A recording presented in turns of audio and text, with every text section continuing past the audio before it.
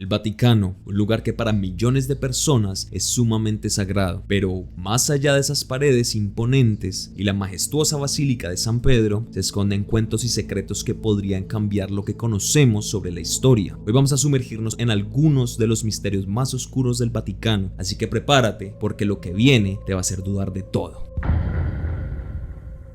Arranquemos con el Archivo Secreto del Vaticano. Este lugar es como la guarida de los secretos mejor guardados del mundo. Oficialmente la llaman Archivo Apostólico Vaticano y es una de esas instituciones que parecen sacada de una película de misterio tan enigmática como fascinante. Contiene documentos que abarcan más de 1200 años de historia acumulada. No solo es una mina de oro para los historiadores, sino también es el centro de un sinfín de teorías conspirativas por todo lo que dicen que esconde. El Archivo Secreto fue oficializado en 1612 por el Papa Pablo V. Pero ojo, hay miles de documentos que son más viejos que eso. Su principal trabajo es guardar todo lo importante de la Santa Sede: cartas, decretos, bulas y hasta manuscritos que tienen que ver con cómo manejaban la iglesia en esas épocas. Además, este archivo también tiene material que documenta eventos históricos de suma importancia, como registros del juicio de Galileo Galilei, las cruzadas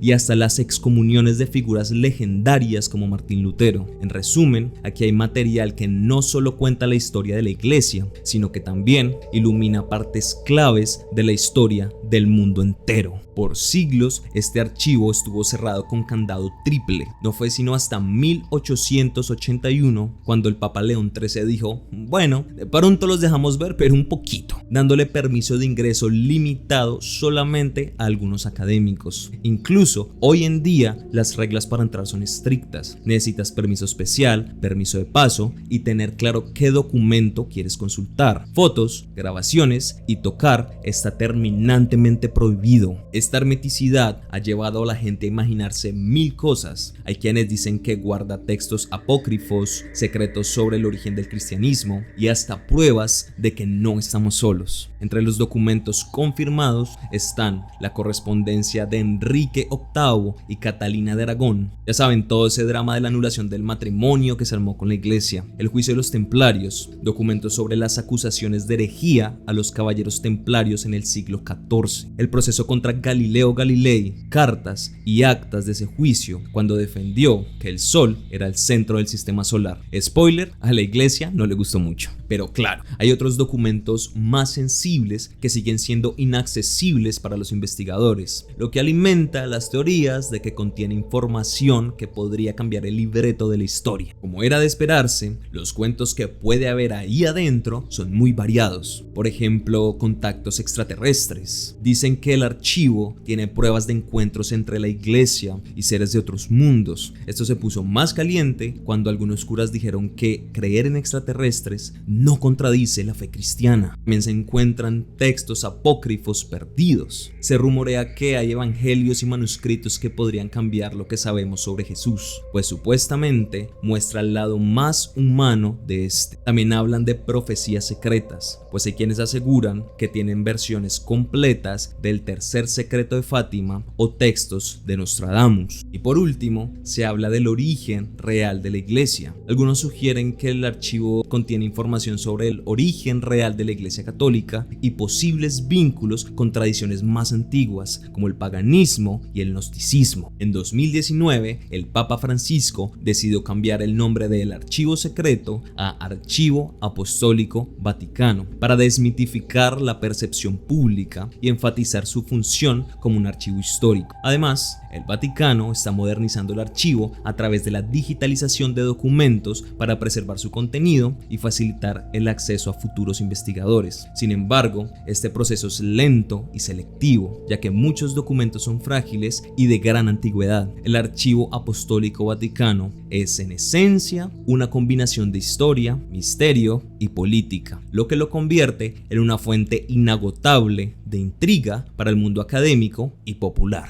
Hay un tema que siempre me ha llamado la atención, una práctica que la gente pareció normalizar en algún punto de la historia. Y digo normalizar porque no se escandalizaron y realmente es una práctica no solo perturbadora, sino inhumana. Es la que le decían a los castratis.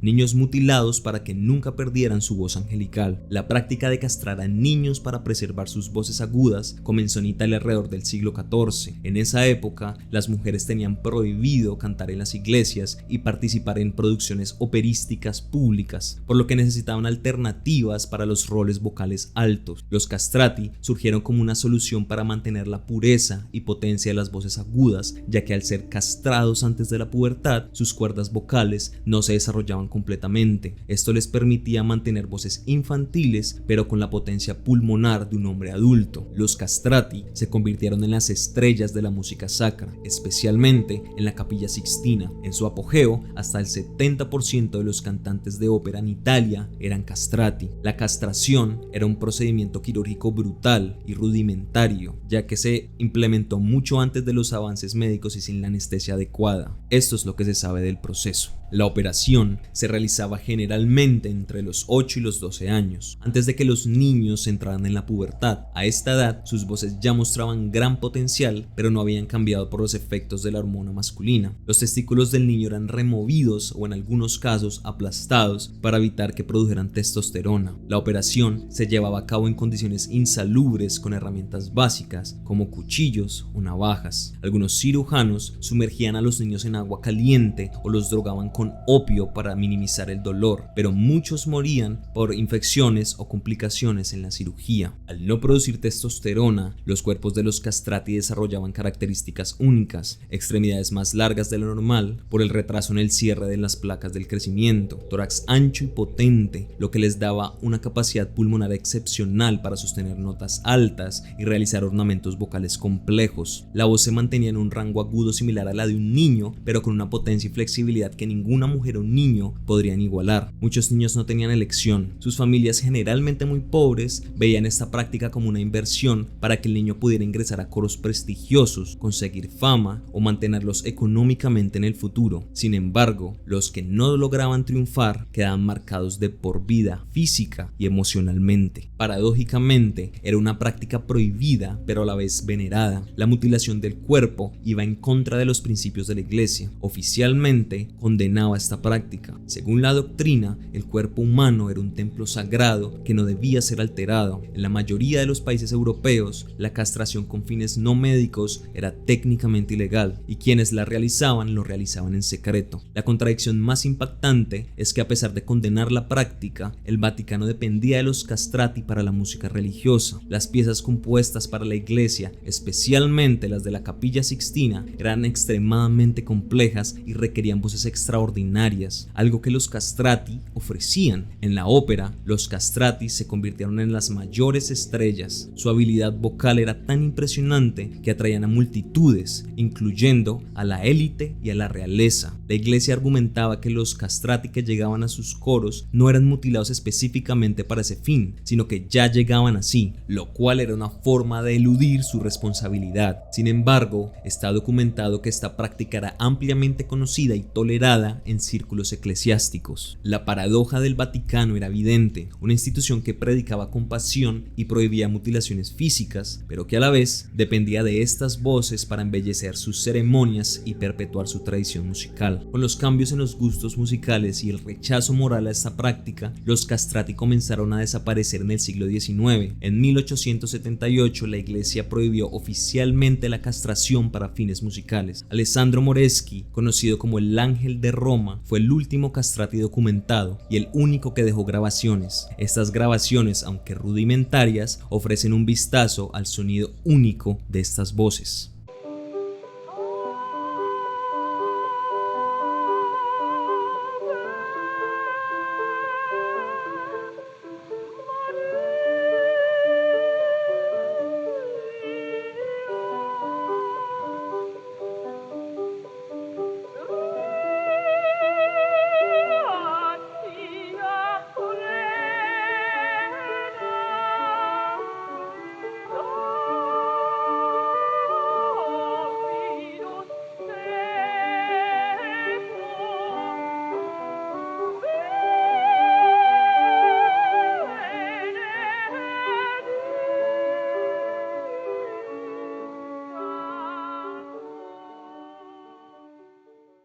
Sin duda, una práctica lamentable y a la par curiosa. Continuamos.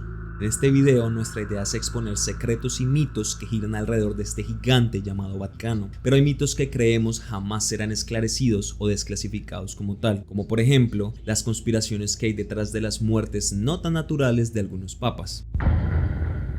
Para ayudar a la comprensión, utilizaremos de referencia este peliculón. En Ángeles y Demonios, basada en la novela de Dan Brown, el envenenamiento de los papas está vinculado a conspiraciones secretas y conflictos de poder dentro del Vaticano. Aunque es una obra de ficción, la película juega con la idea de que los papas eran eliminados para proteger secretos, imponer ideologías o resolver disputas políticas y religiosas, cosa que fácilmente puede ser verdad. Historiadores calculan que al menos 6 a 10 papas podrían haber muerto en circunstancias sospechosas o violentas, pero solo unos pocos tienen evidencia más sólida. La mayoría de estas muertes ocurrieron en periodos de crisis como el Cisma de Occidente o la época del Renacimiento, cuando la lucha del poder en la iglesia estaba en su punto álgido. En la película, el asesinato papal es el resultado de un complot para proteger los secretos de la iglesia y evitar que los Illuminati destruyeran su reputación. En la vida real, los papas se enfrentaban a conflictos políticos, disputas de poder entre familias influyentes como los Medici o los Borgia y amenazas de enemigos externos. Los envenenamientos se justificaban como una forma de silenciar a quienes representaban un obstáculo para intereses públicos o económicos. Tanto en la película como en la historia, el Papa no solo era un líder espiritual, sino también una figura con influencia enorme sobre reyes, nobles y gobiernos. Esta concentración de poder los convertía en objetivos. Por ejemplo, Clemente II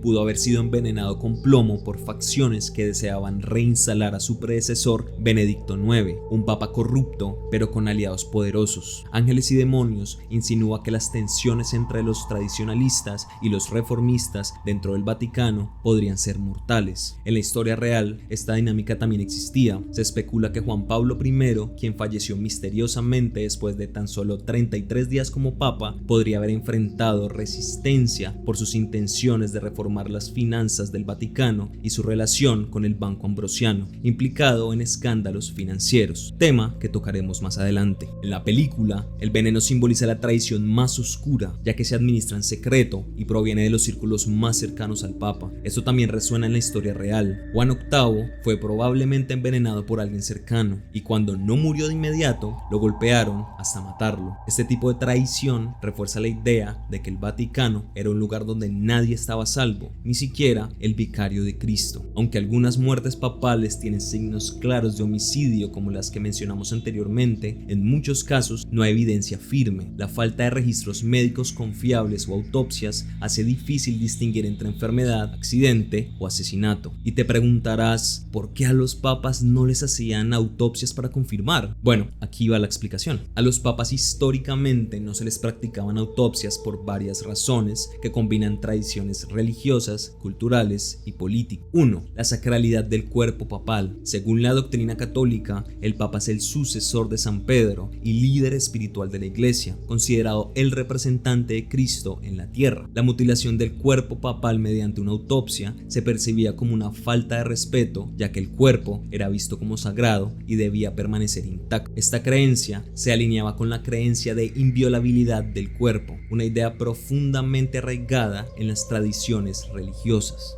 2. El miedo a la controversia. En algunos casos, la muerte de un papa estaba rodeada de tensiones políticas e incertidumbre. En lo que respecta a la iglesia en sí, evitar la autopsia permitía a las autoridades eclesiásticas mantener el control sobre las narrativas y evitar que se filtrara información comprometedora. Por ejemplo, tras la muerte de Juan Pablo I en 1978, el caso más controversial, no se realizó autopsia, lo que alimentó teorías conspirativas de todo tipo. 3. Tradiciones funerarias estrictas. La Iglesia Católica tiene un protocolo riguroso para el tratamiento del cuerpo del Papa. Se realiza un embalsamamiento rápido para preservar el cuerpo y prepararlo para los ritos funerarios. El objetivo principal es permitir que los fieles lo veneren durante los días previos al funeral, lo que deja poco tiempo para una autopsia. En algunos casos se argumentó que abrir el cuerpo interrumpiría este proceso y alteraría las tradiciones. La falta de autopsias protegía al Vaticano Vaticano de posibles escándalos o divisiones internas. Si la causa de la muerte implicaba un asesinato o negligencia, revelar esos detalles podía desestabilizar la iglesia en tiempos de crisis. Esto fue especialmente importante durante los periodos históricos de las luchas internas como el Renacimiento, cuando las familias nobles competían ferozmente por influir en la elección papal. Aunque la tradición de evitar autopsias persiste, la presión pública y el escrutinio han cambiado las cosas en tiempos recientes. Por ejemplo, si un papa muriera hoy en circunstancias sospechosas, es posible que hubieran más demandas de investigación forense. Sin embargo, sigue siendo una decisión discrecional del Vaticano. Lo que no podemos ignorar tampoco es que muchos de estos relatos de asesinatos papales fueron amplificados por enemigos de la iglesia o escritores posteriores que buscaban desacreditar al papado. Unos incidentes, aunque intrigantes, podrían ser simples rumores que se convirtieron en verdades con el tiempo. Seguirá siendo un misterio, supongo yo. Seguimos. No podemos hablar de secretos oscuros sin mencionar el Banco del Vaticano, conocido oficialmente como el Instituto para las Obras de Religión, IOR. Este banco ha estado involucrado en escándalos financieros desde hace años, desde lavado de dinero hasta supuestos vínculos con la mafia italiana. Ha sido el centro de un montón de investigaciones. El IOR, como también lo llaman, es una de las instituciones más controvertidas de la Iglesia Católica. Aunque oficialmente su misión es manejar fondos para actividades religiosas y obras de caridad, su historia está llena de cuentos turbios sobre corrupción, lavado de dinero y conexiones con el crimen organizado. Estos escándalos han puesto en duda la credibilidad del Vaticano y muestran lo complicado que es manejar una institución financiera dentro de una organización religiosa global. El IOR se fundó en 1942 bajo el papado de Pío XII, con la idea de gestionar los activos de la Iglesia Católica. Desde el principio operó como una entidad independiente, sin que las regulaciones financieras internacionales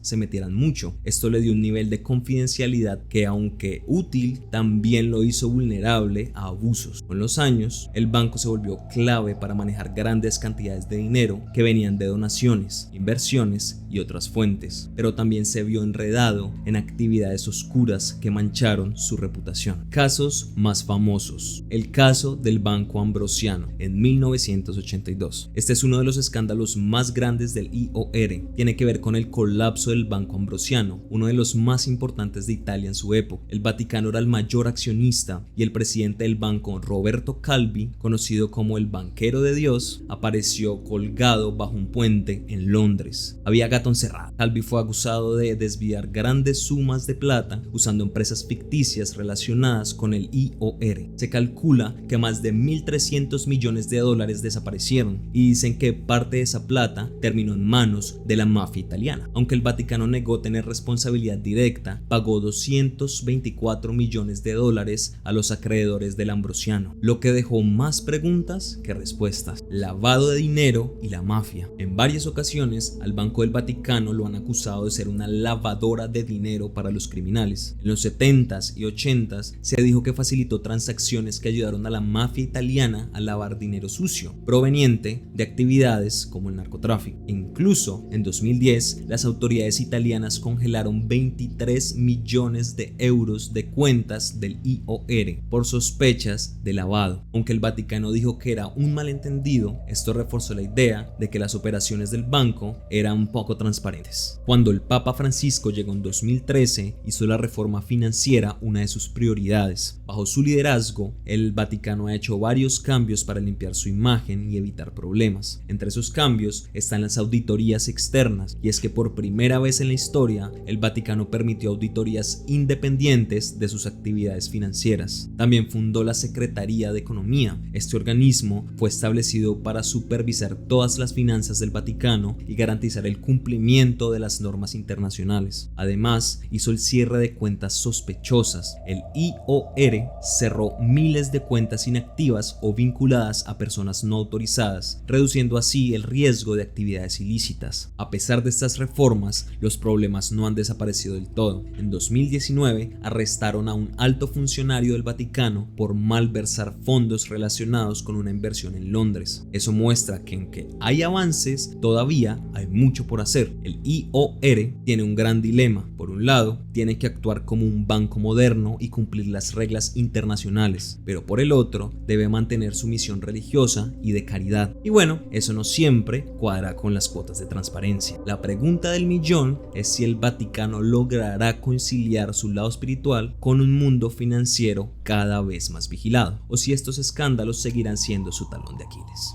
Con esto de los nexos con mafias y demás escándalos del banco, puede surgir una pregunta que parece nada tener que ver con el tema central, pero que igual es bastante válida y que seguramente se la han planteado. Si el Vaticano tiene y mueve tanto dinero, ¿puede realmente acabar con la hambruna mundial? La respuesta corta es no. Aunque el Vaticano puede influenciar y movilizar recursos, no tiene el poder ejecutivo para implementar cambios políticos y económicos significativos que puedan resolver problemas estructurales como la pobreza, el hambre a nivel global. Las causas de la hambruna son multidimensionales: conflictos armados, cambio climático, desigualdad económica, crisis política y fallos en las políticas gubernamentales. La acción del Vaticano, aunque poderosa en términos de liderazgo moral, no puede eliminar estas barreras sin la cooperación de gobiernos y organizaciones internacionales. El patrimonio neto del Vaticano es difícil de calcular con precisión debido a la naturaleza de sus activos y su estructura financiera única. Sin embargo, se sabe que el Vaticano posee una serie de activos inmobiliarios significativos, una colección de arte invaluable, bienes históricos y varios fondos de inversión, lo que lo convierte en una de las instituciones más ricas del mundo, aunque no se maneje como una empresa normal. El Vaticano no tiene un balance de ganancias y pérdidas como una empresa común, por lo que es difícil estimar su patrimonio neto total de forma exacta. Si comparamos el patrimonio del Vaticano con las empresas más ricas del mundo, veremos que aunque el Vaticano tiene grandes activos, no se acerca a las enormes cifras de las corporaciones multinacionales más poderosas. Algunas de las compañías más ricas del mundo incluyen a Apple, 2.5 billones de dólares, Microsoft, 2.4 billones de dólares, Amazon, 1.2 billones de dólares y Tesla, entre 800 mil millones a 1 billón de dólares. En comparación con estas empresas, el patrimonio neto del Vaticano es mucho menor. Aunque tiene activos inmensos y una gran influencia en la religión y la cultura mundial, no se acerca a la magnitud de las grandes corporaciones tecnológicas y financieras que dominan los mercados globales. Por ejemplo, Apple, con su capitalización de mercado de más de 2.5 billones de dólares, tiene más de 150 veces el valor estimado del Vaticano. Aparte, la gran mayoría de los recursos del Vaticano están centralizados en la Santa Sede. Algunas de sus ramas se ven en la penosa tarea de tener que hacer actividades dudosas para recaudar fondos, como por ejemplo, en 2014, un grupo de sacerdotes y seminaristas italianos decidió crear un calendario para recaudar fondos para obras de caridad. La idea fue que los curas posaran en diversas fotos de tipo artístico, pero con un toque sensual. No se trataban de fotos explícitas, sino de más bien imágenes sugerentes en las que se veían a estos sacerdotes en poses que podían ser interpretadas como atractivas o provocativas. En fin.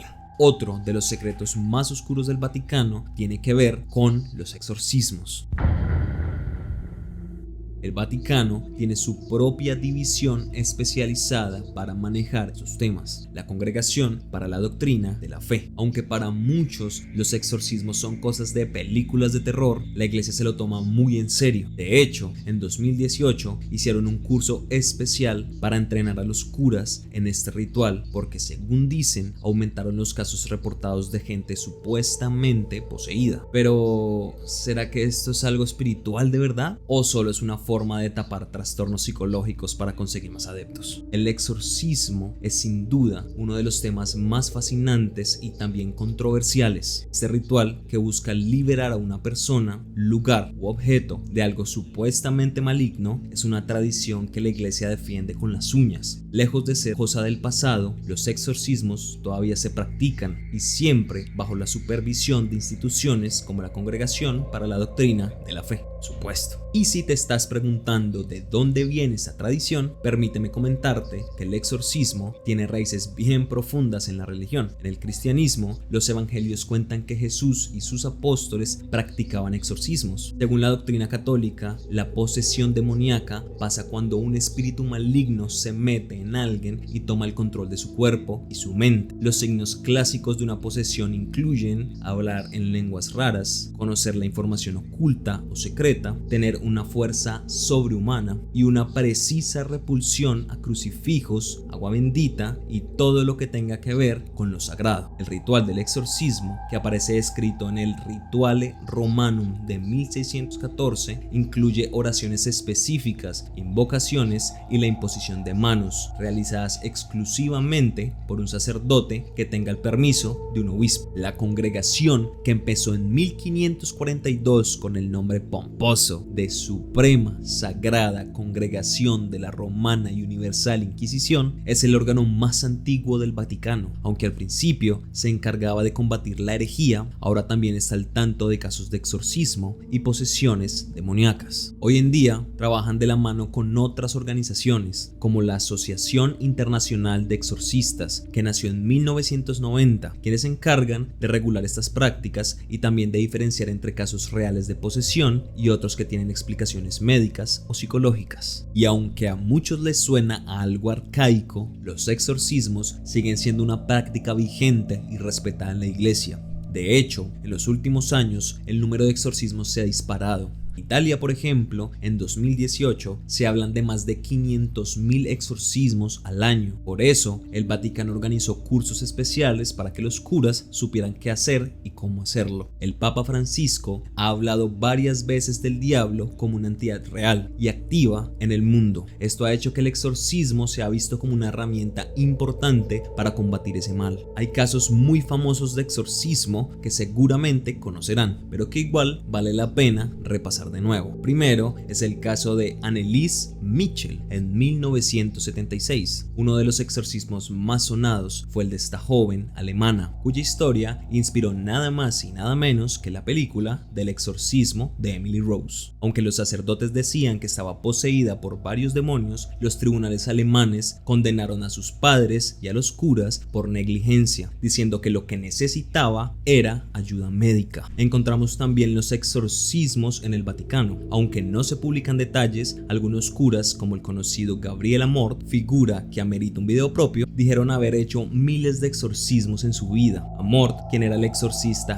jefe en Roma, estaba convencido de que las posesiones eran reales y que la iglesia tenía que enfrentarlas con todas sus fuerzas. El tema del exorcismo siempre genera debate. Muchos dicen que la mayoría de los casos tienen explicaciones psicológicas como esquizofrenia o trastornos de personalidad. Aún así, la iglesia pide que cada caso sea evaluado por médicos y psicólogos antes de proceder. A pesar de estas precauciones, sigue siendo un tema controvertido. Para algunos es un vestigio de creencias antiguas, para otros es una herramienta válida contra el mal espiritual. De cualquier manera, para evitar abusos, el Vaticano tiene normas bien claras. Solo los curas autorizados por un obispo pueden hacer exorcismos. Antes de empezar, se necesita un diagnóstico médico o psicológico. Y por último, hay una revisión constante de los casos reportados, por lo que se asume que la iglesia siempre actúa con cautela y responsabilidad. El exorcismo y todo lo que lo rodea reflejan cómo la iglesia trata de mantener su relevancia en un mundo que cada vez es más escéptico. A pesar de las críticas y las dudas, sigue siendo un puente entre la fe y la experiencia humana frente al mal. Para quienes creen en esto, el exorcismo es una herramienta vital en la lucha entre el bien y el mal. Continuamos. Hay secretos de secretos, unos que no solamente han marcado la historia, sino que han destrozado vidas, heridas que han dejado cicatrices profundas y han enlodado a la Iglesia Católica, la pederastia y el abuso ese. El demonio más grande de la Santa Sede, que no solo ocurrió y ocurre, sino que en muchos casos fue encubierto. Empecemos por entender el posible origen del problema, el celibato y el aislamiento. La Iglesia Católica obliga a sus sacerdotes a vivir en celibato, una regla destinada a permitirles dedicarse plenamente a Dios. Sin embargo, este aislamiento emocional y la falta de una vida afectiva saludable ha sido señalado por psicólogos como factores que pueden llevar a comportamientos abusivos. Esto no justifica el crimen, por supuesto que no, pero ayuda a entender cómo un sistema que reprime aspectos humanos básicos puede dar lugar a distorsiones peligrosas. La Iglesia opera como una institución rígidamente jerárquica, donde los líderes tienen poder absoluto sobre sus comunidades. Este poder, combinado con la confianza ciega de los fieles, permitió que algunos sacerdotes abusaran de su autoridad para cometer atrocidades. Lo más aterrador no es solo que esto ocurriera, sino que durante décadas fue silenciado y minimizado por la Iglesia. Es evidente que en las filas de la Iglesia el encubrimiento fue sistemático. Uno de los primeros escándalos que destapó la magnitud del problema fue en Boston, Estados Unidos, en 2002. El equipo de investigación del periódico The Boston Globe descubrió que la arquidiócesis local no solo sabía de los abusos, sino que protegía a los agresores trasladándolos de parroquia en parroquia. De hecho, esta película detalla absolutamente el caso, recomendadísima por cierto. Este patrón de encubrimiento no era único de Boston. Investigaciones posteriores mostraron que se repetía en todo el mundo, en Holanda, Alemania, Australia y en América Latina. En 2001, el entonces cardenal Joseph Ratzinger, quien más tarde sería el Papa Benedicto XVI, emitió un documento titulado De Delictis Gravioribus sobre los delitos más graves, que centralizaban las denuncias de abusos en el Vaticano. Aunque algunos lo vieron como un intento de controlar el problema, otros argumentaron que esto solo reforzaba el encubrimiento al sacar los casos de las manos de las autoridades locales. Benedicto XVI reconoció públicamente los casos de abuso durante su pontificado y pidió perdón a las víctimas, pero su gestión fue criticada por ser insuficiente. El Papa Francisco ha sido más enérgico en sus declaraciones, creando comisiones y endureciendo las normas contra los abusos. Sin embargo, muchos críticos argumentan que aún hay una falta de transparencia y justicia para las víctimas. Parte del problema es que la estructura de la Iglesia es resistente a los cambios profundos. Los altos rangos eclesiásticos que protegieron a los abusadores durante años aún están en posiciones de poder, lo que dificulta la implementación de reformas reales. Los testimonios de las víctimas son desgarradores. Personas que confiaban plenamente en sacerdotes y líderes religiosos relatan cómo sus vidas fueron destruidas por el abuso. En muchos casos, el trauma no solo vino de los actos en sí, sino también de la incredulidad y el rechazo que enfrentaron cuando intentaron denunciarlo. Durante años, la combinación entre poder absoluto, jerarquías impenetrables y un silencio sistemático permitió que estos actos ocurrieran y, peor aún, que quedaran impunes. Y aunque la Iglesia ha comenzado a tomar medidas para enfrentar esta crisis, el daño ya está hecho. Las víctimas no solo cargan con cicatrices físicas y emocionales, sino también con el dolor de haber sido ignoradas y silenciadas. En este oscuro capítulo, la Iglesia Católica no solo perdió fieles, sino también algo más valioso: la confianza de quienes creían en ella como un refugio de paz y moralidad. Así como hablamos de papas envenenados, conspiraciones y secretos, este es uno de los mayores desafíos para la Iglesia moderna: limpiar su nombre, enfrentar sus demonios y garantizar que estas atrocidades no vuelvan a repetirse. Pero la pregunta sigue siendo, ¿es suficiente? Continuamos. La Inquisición es uno de los capítulos más oscuros de la historia de la Iglesia Católica. Fue un sistema diseñado para proteger la fe, pero que terminó asociado con el control, el miedo y la brutalidad.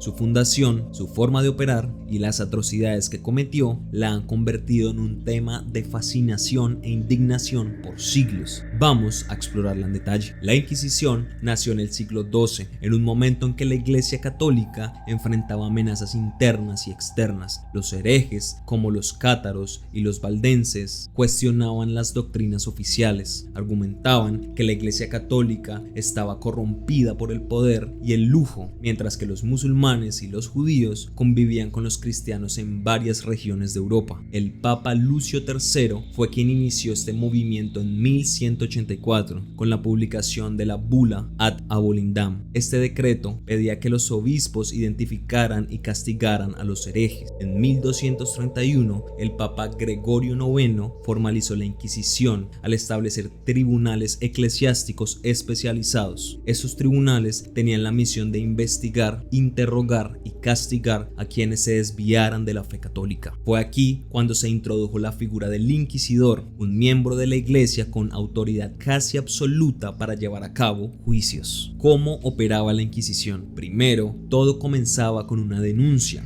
Los inquisidores llegaban a una ciudad y pedían que la gente informara sobre posibles herejes. Cualquier acusación era válida, incluso anónima. Esto fomentaba una cultura de miedo, donde los vecinos, amigos e incluso familiares se delataban entre sí. Después venían los interrogatorios y las torturas. Los sospechosos eran interrogados para confesar sus crímenes. Si no confesaban, se utilizaban métodos de tortura para obtener una declaración. Aunque la iglesia prohibía técnicamente causar daño permanente o derramar sangre, los inquisidores idearon métodos brutales como el potro, en el que estiraban el cuerpo del acusado hasta el límite de sus articulaciones, la pera oral o rectal, un instrumento que se introducía en la boca, ano o vagina y se expandía causando un dolor indescriptible, y la gota china, en donde dejaban caer agua constantemente sobre la cabeza del prisionero hasta llevarlo al borde de la locura. Estos métodos, por mencionar algunos. El juicio y la sentencia. Si el acusado confesaba, se le permitía reconciliarse con la iglesia, pero con severos castigos, multas, confiscación de bienes o humillación pública. Si no confesaba, era declarado culpable y entregado a las autoridades civiles para ser ejecutado, generalmente en la hoguera. ¿Dónde operaba la Inquisición? Francia fue uno de los primeros focos, especialmente durante la persecución de los cátaros. Italia y España fueron centros importantes con tribunales altamente organizados. En España, durante 1478 a 1834 aproximadamente, se fraguó el periodo más infame de la Inquisición, fundada por los reyes católicos Isabel y Fernando,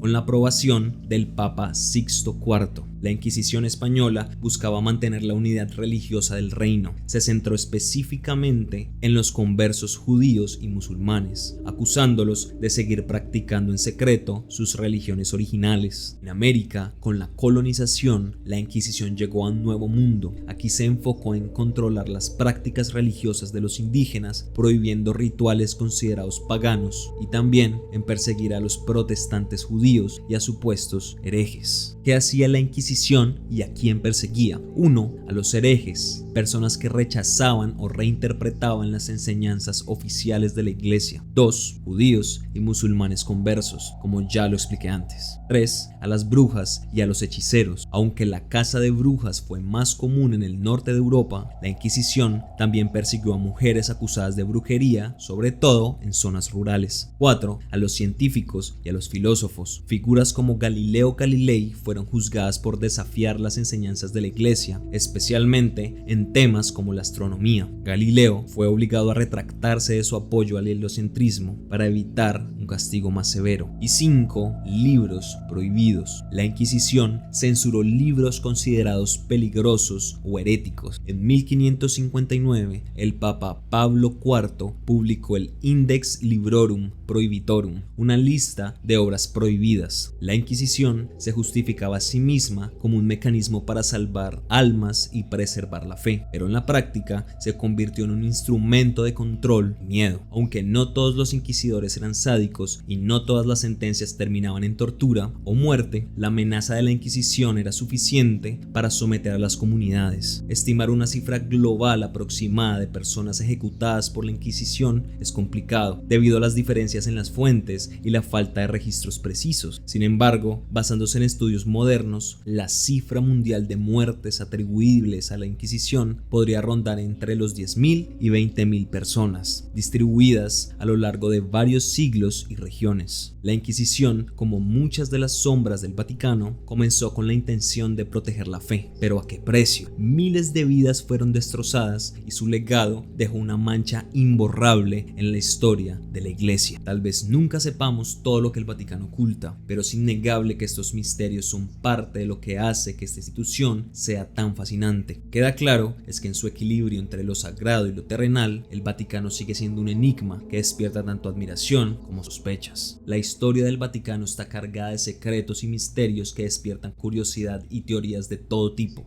Es evidente que un solo video no nos alcanza para abarcar la totalidad de estos misterios y secretos. Aún nos faltan algunos como el Arca de la Alianza, la Lanza del Destino, el Opus Dei, los Caballeros Templarios y todo lo relativo a María Magdalena. Si te gustaría una parte 2 donde hablemos de estos otros temas, déjalo en los comentarios. Aquí te dejo otro video para que sigas pasando el rato. Esto fue La Puerta Roja y que tengas dulces sueños.